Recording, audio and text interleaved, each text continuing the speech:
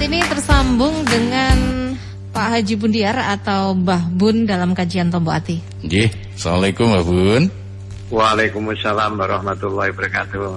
Gimana kabarnya? Pangestunipun Mbah Bun, ini semuanya sehat. Begitu juga keluarga ini di sana ya Mbah Bun ya? Gimana? Semoga keluarga di sana juga sehat. Oh sehat semua, alhamdulillah. Semua sehat semua, alhamdulillah. Bajunya sudah baru lagi apa belum? Ya sudahlah.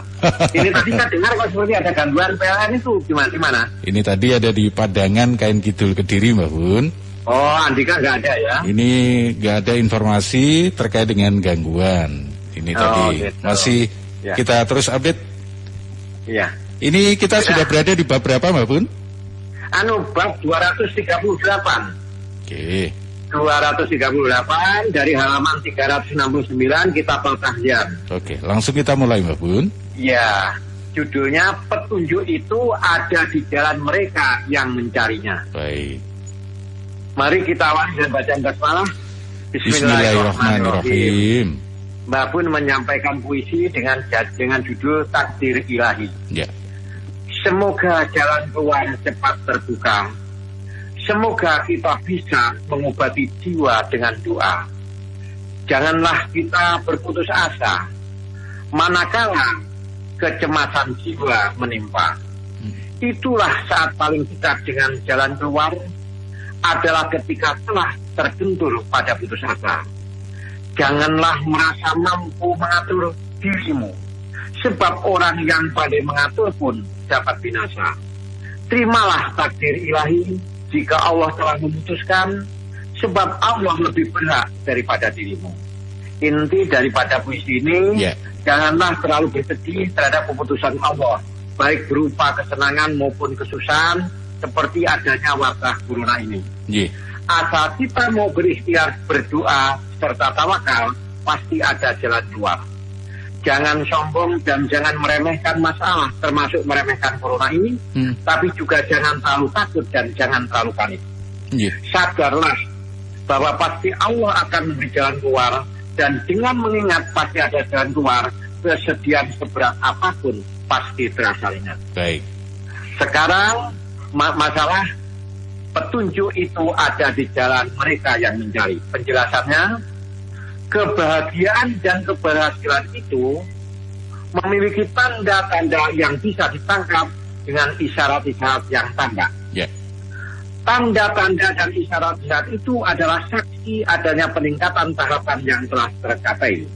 Contohnya, tanda-tanda itu, seseorang yang bertambah ilmunya akan bertambah pula kerendahan hati dan belas kasinya.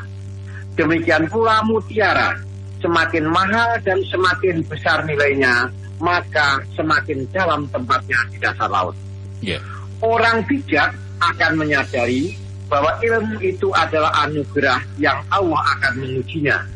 Jika dia mensyukurinya dan menerimanya dengan baik, dan menggunakan ilmu itu sesuai dengan perintah Allah, tidak digunakan untuk kejahatan, maka Allah akan mengangkat derajatnya. Sebagaimana firman Allah dalam surat Al-Mujadilah ayat 11, Allah akan mengangkat derajat orang-orang yang beriman dan berilmu pengetahuan dengan beberapa derajat.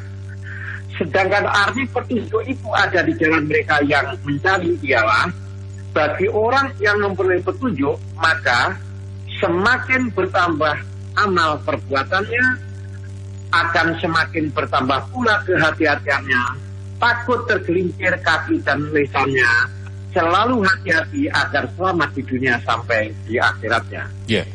Semakin tambah usianya, maka semakin berkurang ketamakannya atau keserakannya, karena menyadari semakin dekat akhir perjalanannya atau kematiannya.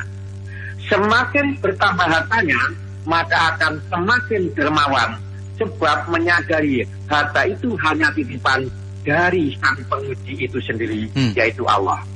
Sedangkan bagi orang yang lain tidak mencari petunjuk, maka semakin tambah ilmunya, semakin tambah kesombongannya dan angkuh terhadap yang lain.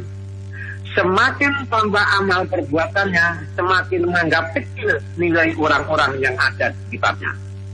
Semakin tambah usianya, semakin rakus sifatnya, semua proyek ingin dikuasainya. Dia terus menumpuk uang dan uang dalam benaknya.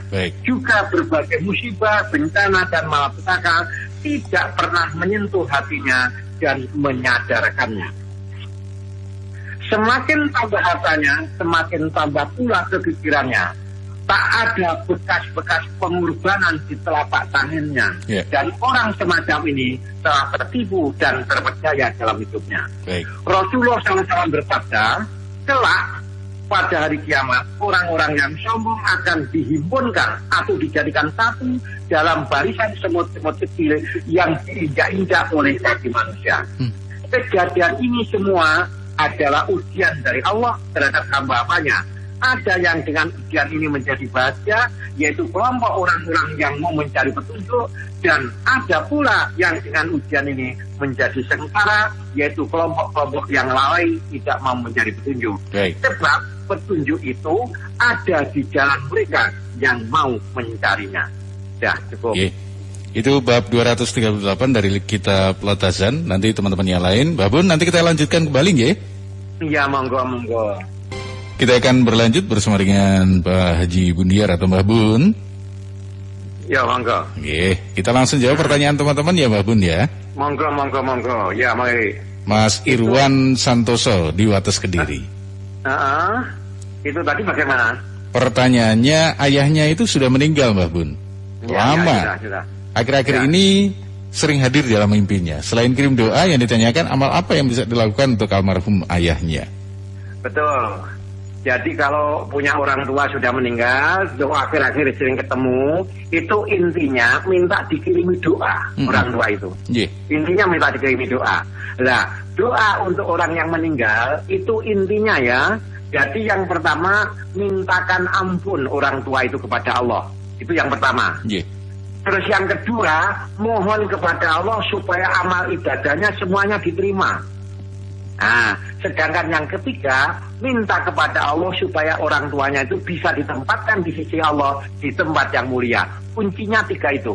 Jadi orang yang meninggal itu tidak membutuhkan apa-apa kecuali hanya doa. Lah inti doa pertama, supaya diampuni dosanya si mayat itu. Yang kedua, diterima amal ibadahnya. Dan yang ketiga, bisa ditempatkan di sisi Allah, di tempat yang mulia. Itu saja kuncinya.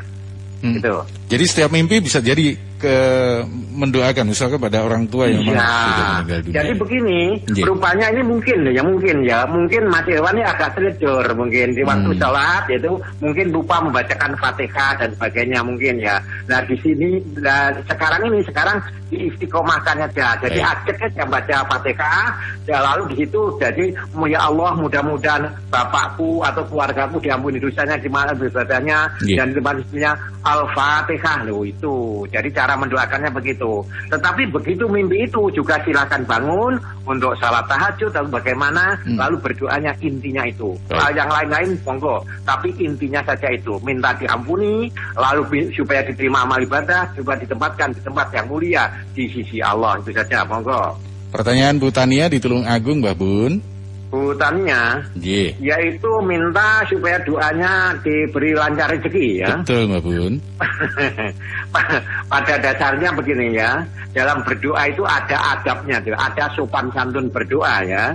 Sopan santun berdoa itu ya, yang pertama kepada yang bersangkutan, itu tolong, itu dalam surat Al-Baqarah ayat 186, wa idza sa'alaka ibadi anni fa inni qarib ujibu da'watad da'i idza da'ani falyastajibu li wal yu'minu bi. Intinya begini. Jadi kalau ingin doanya itu diijabah termasuk memperlancar rezeki, perintah Allah semua laksanakan, larangan Allah dijauhi, li wal yu'minu bi. Intinya begini. Jadi kalau ingin doanya itu diijabah termasuk memperlancar rezeki, perintah Allah semua laksanakan, larangan Allah dijauhi, dan yang ketiga hanya memintanya hanya kepada Allah. Jadi jangan meminta kepada yang lain. Sedangkan yang keempat adalah selalu beriman kepada Allah. Lalu ada berdoa yang ketiga hanya memintanya hanya kepada Allah. Jadi jangan meminta kepada yang lain. Sedangkan yang keempat adalah selalu beriman kepada Allah. Lalu ada berdoanya, pertama kalau kita berdoa awali dengan puji-pujian. Bisa alhamdulillahirrabbilalamin, hamdan syakirin bisa. Awalnya puji-pujian alhamdulillah. Lalu membaca sholawat. Jadi setelah itu baru inti permintaan. Inti permintaan yang terakhir ditutup dengan puji-pujian. Jadi umpama diawali alhamdulillah atau hamdan syakirin dan sebagainya monggo, lalu Allahumma sholli ala sayyidina Muhammad monggo, lalu inti doa ya Allah mudahkan rezeki kami. Nah ini dalam sholat duha itu ada diantaranya, kalau rezeki saya jauh tolong dekatkan, kalau ada di bumi tolong keluarkan. Itu teman-teman ya, nanti yang ingin bertanya juga masih ada kesempatan Mbah Bun, nanti kita akan lanjutkan lagi nje. Monggo. 2 pertanyaan. Bu Ningsih Tinalan Kota Kediri, putranya berusia 11 tahun belum khitan, bolehkah jadi imam sholat? Fidyah 1 bulan diberikan pada 1 orang yang sama ataukah beda orang? Kemudian memberi takjil di masjid pada saat pandemi COVID-19 apakah boleh? Yang kedua dari Bu Yati di Blebak Kota Kediri, bagaimana jika ada orang tidak mengerjakan sholat tetapi dia puasa di bulan Ramadan, dia sedekah membayar zakat, apakah amalannya diterima? Baik, Siti Muhayyan, sebelumnya Eka Juwita Gatekeeper. Kerjakan sholat tetapi dia puasa di bulan Ramadan, dia sedekah membayar zakat, apakah amalannya diterima? Baik, Siti Muhayyan, sebelumnya Eka Juwita Gatekeeper. Mbah Bun, kita lanjutkan kembali nje. Mari Bu Ningsih ya. Bu Ningsih di Tinalan Kediri. Ya, Bu Ningsih Tinalan. Jadi ada anak laki-laki usia 11 tahun gitu, tapi belum khitan. Boleh kan menjadi imam sholat? Itu usahakan jangan dulu ya. Sebab kalau belum dikhitan berarti belum suci secara bersih. Jadi orang itu kalau belum dikhitan biasanya air maninya, air kencingnya itu tidak akan bersih secara tuntas. Maka dari itu mengapa umat Islam disuruh khitan? Itu karena supaya kalau kita bersih itu bisa tuntas dengan bersih. Nah itu dikhawatirkan karena belum khitan, dikhawatirkan masih ada najis yang ada di kulub daripada kemaluannya itu. Jadi sebaiknya kalau belum dikhitan jangan dijadikan imam ya. Permasalahannya hanya kesuciannya itu yang masih diragukan. Tuh yang pertama itu. Yang kedua, yang masalah fidyah tadi bagaimana? Yang masalah fidyah ditanyakan Bu Ningsih yang ada di Tinalan. 1 bulan fidyah 1 bulan diberikan pada 1 orang yang sama atau beda orang. Kemudian memberi takjil di masjid pada saat pandemi COVID-19 bolehkah Mbah Bun? Nah begini ya, jadi dalam hal ini untuk fidyah ya, untuk fidyah 1 bulan itu usahakan berikan pada fakir miskin jangan 1 orang lah, yang minimal ada 3 atau 4 atau 5 orang lah. Nah meskipun situasi corona ini, tapi kalau memberikan hanya itu saja kan nggak bahaya. Kalau dijadikan 1 orang itu kan ya terlaluan nanti. Yang lain itu akan ya kurang enak gitu lah ya. Jadi untuk fidyah pada dasarnya diberikan 1 orang miskin selama 1 bulan itu boleh pada dasarnya. Tapi saya saran saya sebaiknya ya paling tidak diberikan kepada 3 orang, 4 orang atau 5 orang lah. Jadi ada pemerataan gitu. Pemerataan ya Mbak Bun? Ya. Lalu kalau masalah takjil ya, takjil untuk buka puasa. Ini kan begini tuh ya, buka puasa bersama secara berkerumun, itu kan menurut pemerintah daerah kan itu tidak dianjurkan. Kalau boleh itu diimbau jangan mengadakan. Itu bukan masalah takjilnya, bukan. Ini masalah berkerumunnya inilah.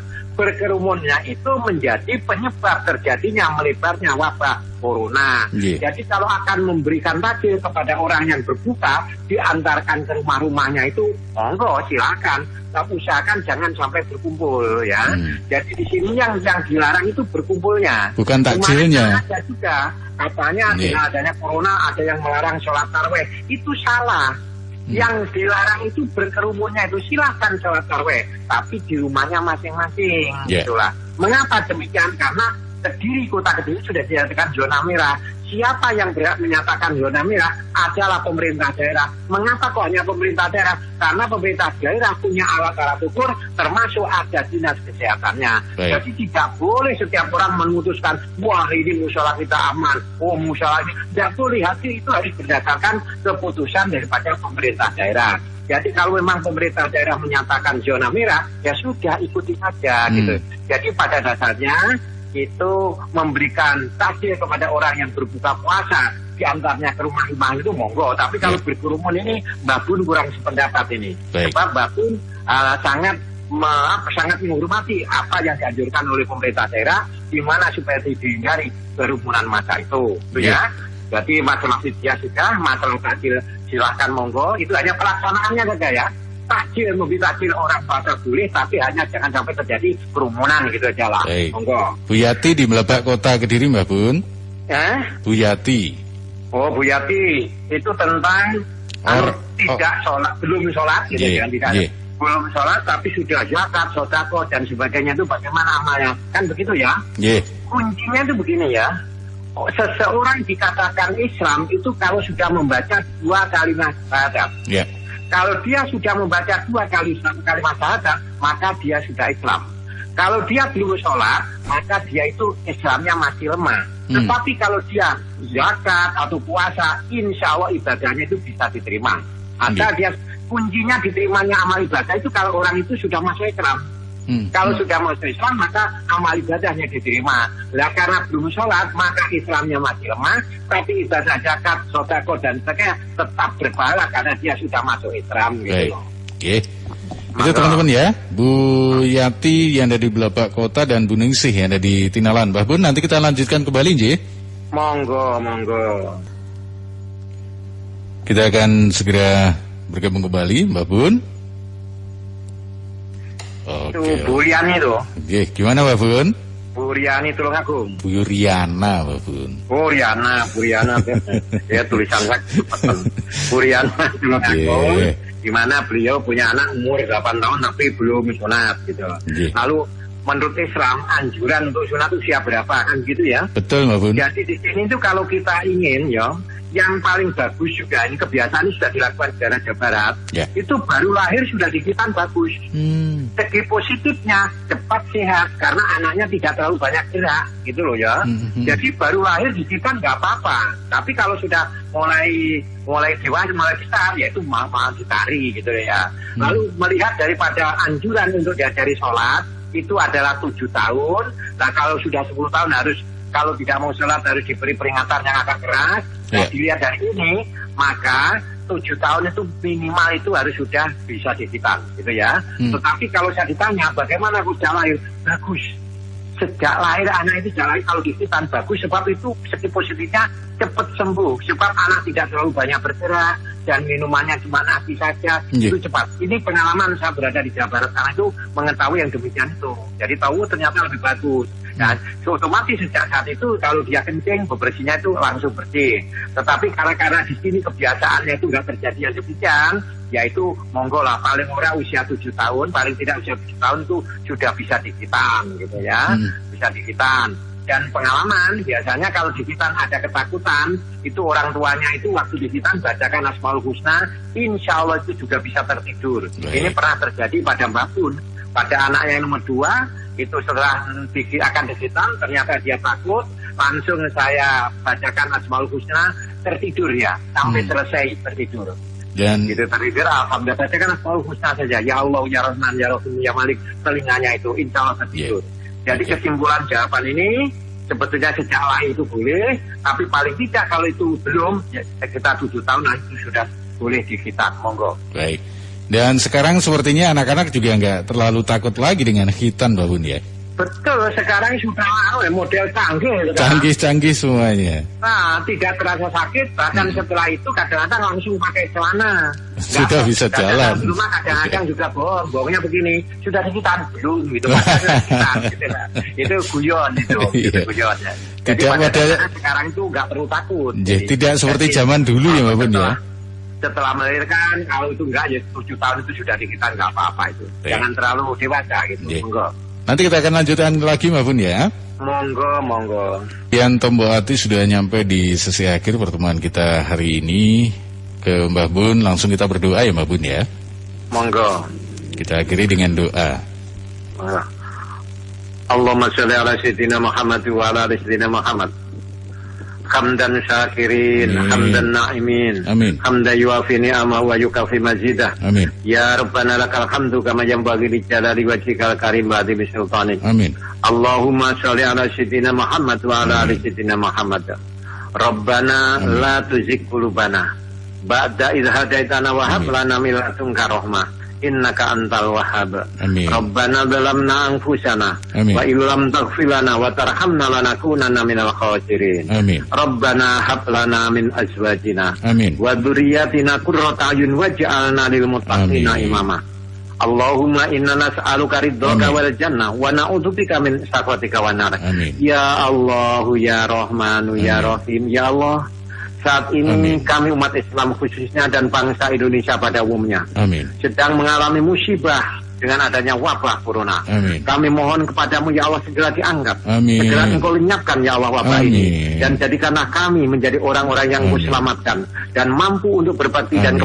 berbakti dan mengabdi hanya kepadamu ya Allah. Amin. Ya Allah terimalah permohonan kami. Amin. Dan jadikanlah kami ini sebagai hamba-hambamu yang pandai Amin. mensyukuri nikmatmu dan sesuai dengan Amin. janjimu.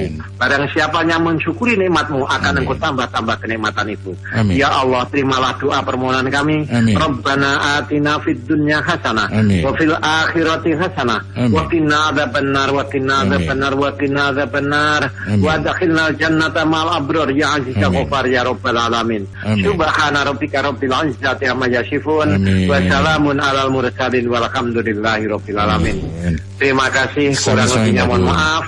Kalau jawaban Mbah Bun benar itu dari Allah, kalau salah memang kebodohan Mbah Bun. Amin. Mudah-mudahan Allah mengampuni dosa kita Amin. semuanya. Dan insya Allah besok Kamis kita bisa bertemu kembali. Amin. Mudah-mudahan Allah selalu ridho kepada kita. Amin. Akhirul kalam, assalamualaikum warahmatullahi wabarakatuh. Waalaikumsalam warahmatullahi wabarakatuh.